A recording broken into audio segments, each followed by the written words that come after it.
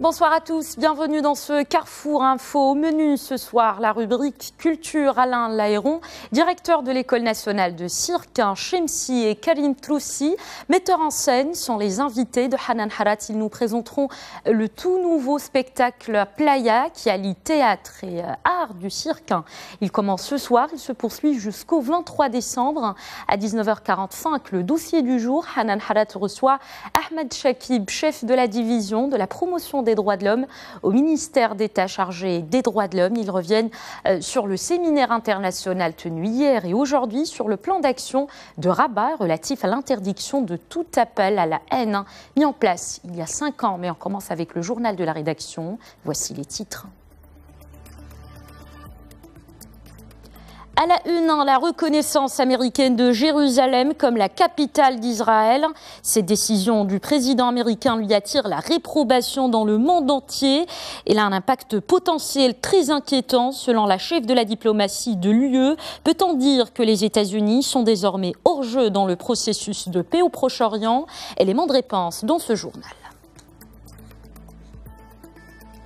L'actualité, c'est aussi ces 12 milliards d'euros, le total des nouveaux contrats signés aujourd'hui entre le Qatar et des entreprises françaises, en particulier dans la défense, avec au moins 12 avions de combat. La visite du président français au Qatar est aussi l'occasion de renforcer la coopération en matière de terrorisme et de rétablissement de stabilité dans le Golfe.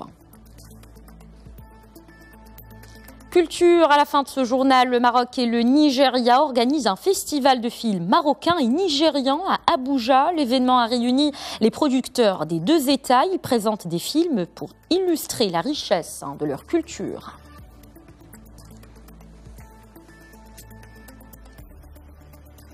On entame ce rendez-vous d'actualité au Proche-Orient. La décision du président américain a réveillé la colère. Les Palestiniens expriment le rejet de la reconnaissance américaine de Jérusalem comme la capitale d'Israël. Des heurts entre Palestiniens et forces israéliennes ont fait au moins une trentaine de blessés aujourd'hui en Cisjordanie occupée, mais aussi dans la bande de Gaza, à Hébron et à Al-Biré. Des milliers de manifestants se sont réunis, scandant notamment que Jérusalem est la capitale de l'État de Palestine.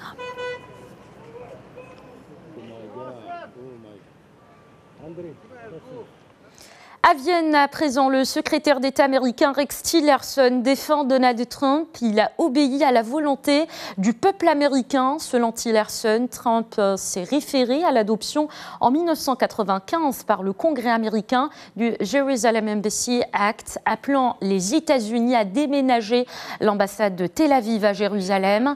Il s'agit de la loi américaine et d'une décision américaine et chaque pays a le droit de décider ce qu'il veut s'agissant de son ambassade en Israël, a déclaré le secrétaire d'État américain.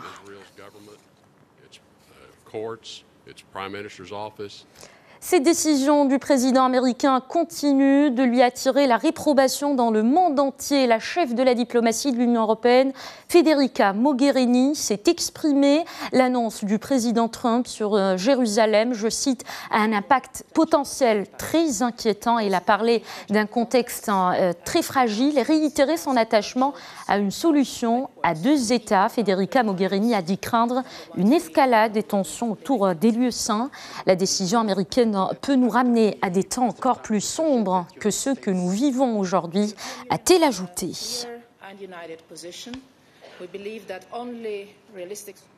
On part donc à Jérusalem où nous attend notre correspondante Valérie Ferron. Bonsoir Valérie.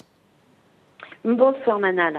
Peut-on d'abord dire que les États-Unis sont désormais hors jeu dans le processus de paix au Proche-Orient?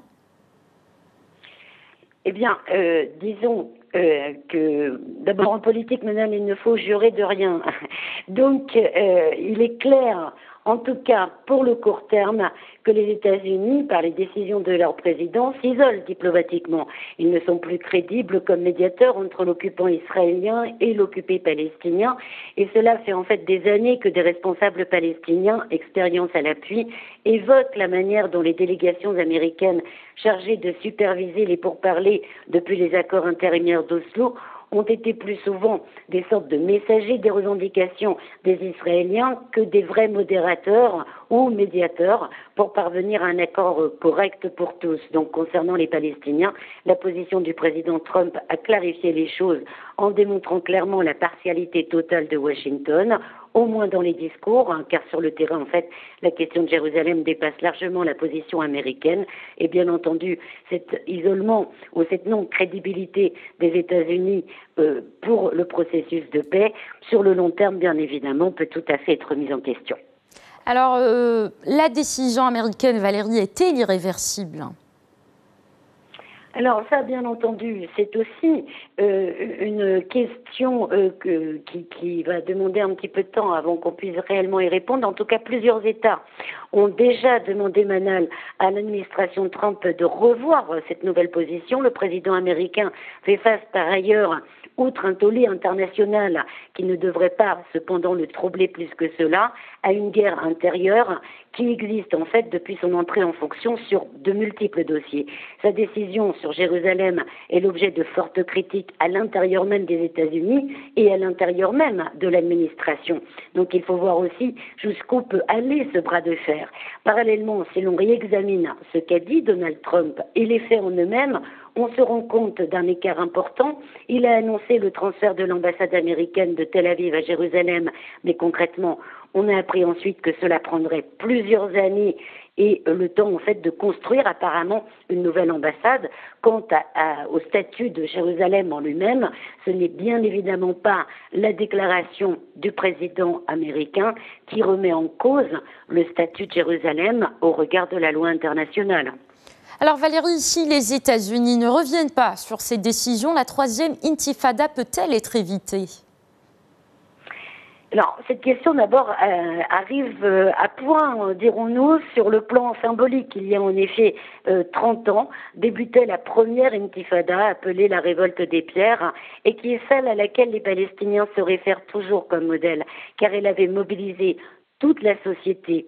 On retrouve ce même esprit en fait actuellement, car dans les manifestations actuelles, vous allez trouver des hommes et des femmes âgés de 14 à 70 ans. Mais la situation, bien entendu, est très différente. Il faut comprendre que l'armée israélienne a largement intensifié, notamment cette année, ces vagues d'arrestations qui ont lieu toutes les nuits. Donc beaucoup de meneurs possibles, dirons-nous, sont en prison ou sous surveillance étroite. De plus, toutes les localités de Cisjordanie sont désormais entourées de checkpoints et de barrières. Les Palestiniens peuvent donc être bouclés à l'intérieur de leur ville et de leur village en peu de temps par l'armée israélienne et se retrouver d'une certaine manière comme les Palestiniens de la bande de Gaza. Ce ne sera donc qu'au gré des développements, notamment diplomatiques, à venir dans les prochains jours et peut-être aussi du degré de violence de la réponse des soldats israéliens que l'on sera à mieux de comprendre dans les prochains jours ce qui se passe réellement sur le terrain. Et puis, pour avoir une nouvelle intifada, il faut aussi voir quelle position, au fur et à mesure, vont prendre les factions palestiniennes et notamment les branches d'armée des factions palestiniennes et puis bien entendu aussi la direction politique. Merci beaucoup Valérie Ferrand pour ce décryptage. Au Moyen-Orient, à présent, un chiffre à retenir, 12 milliards d'euros. C'est le total des nouveaux contrats signés aujourd'hui entre le Qatar et des entreprises françaises, en particulier dans la défense avec au moins 12 avions de combat. Un autre contrat important à citer, celui de l'exploitation et la maintenance du métro automatique de Doha et du tramway de la ville nouvelle en cours de construction. La visite du président français au Qatar, c'est aussi l'occasion de rappeler l'importance de la coopération en matière de terrorisme et du rétablissement de stabilité dans le Golfe. Anissa Haraou. Une visite décisive mais brève au Qatar. Au programme, un ensemble de contrats juteux signés avec Doha. Parmi eux, l'achat par l'Émirat de 12 nouveaux avions de combat Rafale et la concession du métro de Doha au groupe RATP et Keolis pour quelques 3 milliards d'euros. Autre contrat signé, l'achat de 490 véhicules blindés au groupe Nexter qui pourrait représenter jusqu'à 2 milliards d'euros. S'y ajoute une commande de 50 Airbus et un contrat de dépollution avec Suez. Cette visite d'Emmanuel Macron conclut une tournée qui en un mois l'a menée aux Émirats arabes unis, en Arabie saoudite, dans 3 pays d'Afrique, puis à Alger mercredi. Un périple au cours duquel il a demandé à tous ses partenaires de lutter contre le financement du terrorisme et il a rappelé l'importance de la coopération.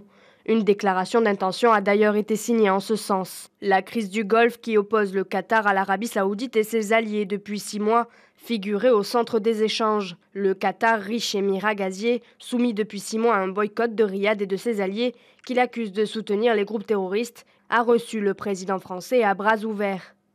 Comme je l'ai dit depuis le début de la crise, le rétablissement de la stabilité dans le Golfe est pour nous aussi une priorité, parce que nous y avons de nombreux amis, et c'est la raison pour laquelle j'ai redit à Cheikh Tamim le soutien de la France aux efforts de médiation du Koweït.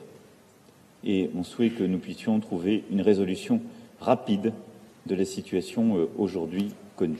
L'émir du Qatar a appelé à un règlement négocié du grave différend qui l'oppose à l'Arabie Saoudite et ses alliés. Un règlement respectueux de la souveraineté et de la dignité du Qatar.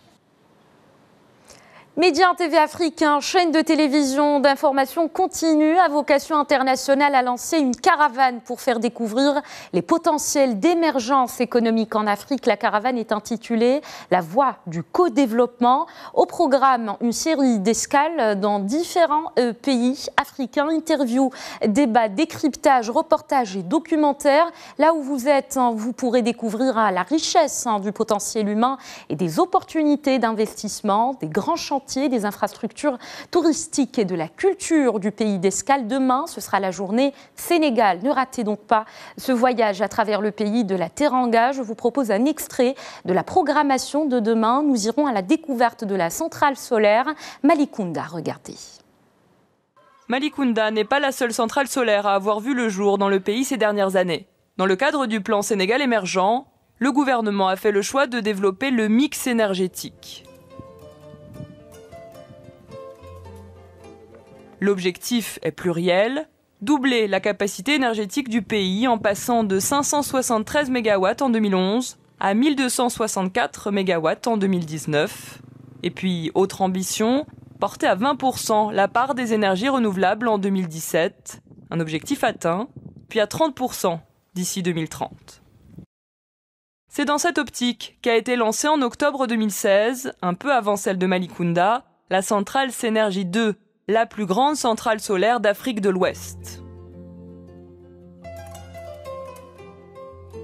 Elle se trouve à Bokol, dans le nord, à 5 km de la frontière mauritanienne, et permet de fournir de l'électricité à 160 000 personnes. Elle permet aussi à l'État sénégalais de faire une économie de 3 milliards de francs CFA par an, soit un peu plus de 50 millions de dirhams. Et le Sénégal ne s'est pas arrêté là. Une troisième centrale a vu le jour en moins d'un an à Meouane, cette fois dans la région de Thiès.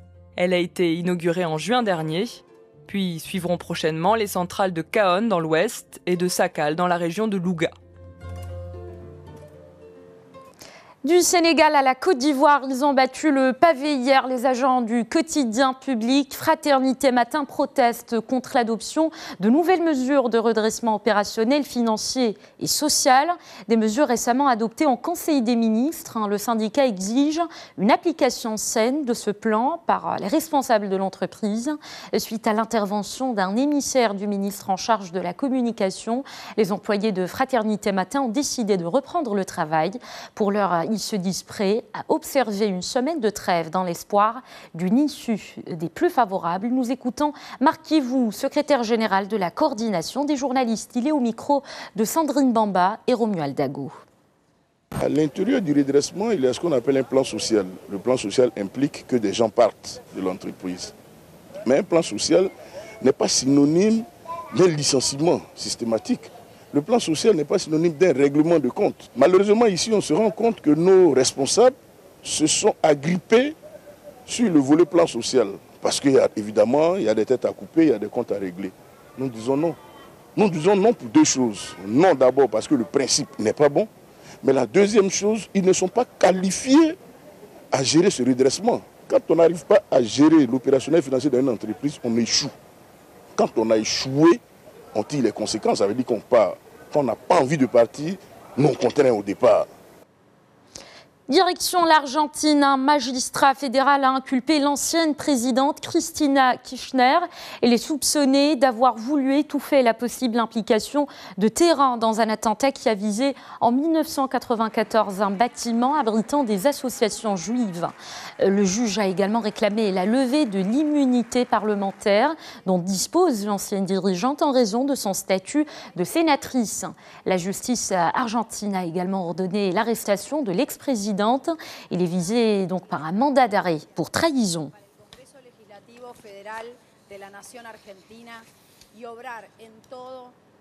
C'est une première. Le cours du Bitcoin a poursuivi aujourd'hui son envolée au point de dépasser le seuil des 15 000 $ à la faveur d'un bond de plus de 50% en une semaine.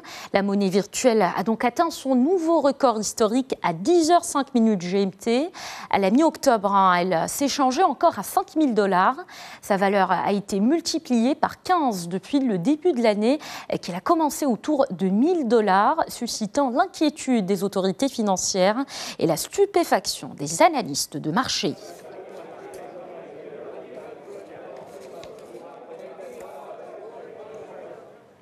Le Maroc et le Nigeria veulent promouvoir davantage la culture. Ils ont organisé un festival de films marocains et nigérians à Abuja. L'événement a réuni les producteurs des deux États qui ont présenté des films pour illustrer la richesse de leur culture. Gilbert Tamba a visité le prestigieux Lake Chad Mall où s'est tenu le festival sur place. Reportage de Gilbert Tamba. Du tapis rouge, des tambours, de la trompette et la danse traditionnelle, le tout pour célébrer pendant 3 jours les productions cinématographiques marocaines et nigérianes. Le film de la productrice marocaine a ouvert le festival des films marocains et nigérians. En fait, moi j'ai amené un court-métrage qui s'appelle Tikita Tsulima de Ayoub Liessoufi que j'ai produit, qui en ce moment est dans les festivals. Donc je pense qu'ils vont faire l'ouverture avec parce que c'est un court-métrage. Et le centre cinématographique marocain, dont le secrétaire général et une collègues à lui sont là aussi avec la délégation. Pour les autorités de l'ambassade du Maroc à Abuja, ces festivals de films marocains et nigérians montrent la bonne relation de coopération entre les deux États. Par le choix qui a été fait, qui a été porté sur le Maroc en tant qu'invité d'honneur du Zuma Film Festival ici à Abuja, témoigne du renouveau des liens culturels ancestraux qui ont toujours lié le Maroc et le Nigeria. Une idée que partage le directeur du cinéma nigérian. Nous travaillons sur un accord entre le Nigeria et le Maroc dans le domaine de la production de films et lorsque cela sera signé par les deux gouvernements, il ouvrira d'autres voies. Le Nigeria et le Maroc partagent des points de vue communs. Les deux pays essaient de créer les relations entre producteurs marocains et nigérians, de parler de leur savoir-faire et de leur culture cinématographique. Gilbert Tamba, Médien TV, Abuja. Une consécration pour tous ceux et celles qui ont brisé le silence face au harcèlement sexuel. Des premières femmes qui ont révélé l'affaire Weinstein aux milliers qui ont suivi via le hashtag MeToo. Tous et toutes ont été désignés hier personnalités de l'année 2017 par le magazine Time. Des célébrités, une travailleuse agricole et une personne dont on ne voit pas le visage figurent sur la une du magazine, comme vous pouvez le voir, pour illustrer le mouvement. Qu'en est-il de la situation des femmes au Maroc? Réponse avec Souad Mekawi, elle est directrice de la rédaction de Maroc Diplomatique. Le changement commence par l'éducation. Donc le parcours de certaines femmes pour leur émancipation, leur affranchissement, leur lutte pour l'égalité des droits, pour la scolarisation, pour la participation à la vie politique, pour l'accès à la parole, mais aussi pour dénoncer les violences et les abus auxquels le sexe faible est assujetti, constitue un combat d'avant-garde. Je vous rappelle, à titre d'exemple, l'incrimination des violences psychologiques ou encore le viol conjugal reste absente dans le code, malheureusement. De même que le crime de viol en tant que tel, il est toujours défini comme attentat aux mœurs et non contre la personne. Donc, il y a beaucoup d'insuffisances dans le code, et ce qui fait que la femme préfère se taire, préfère rester maltraitée. Or, on doit dénoncer et ça doit commencer par l'éducation. C'est la fin de ce journal. Merci de votre attention. À suivre le JT Éco avec Oumaï Masbila. Je vous retrouve dans quelques minutes.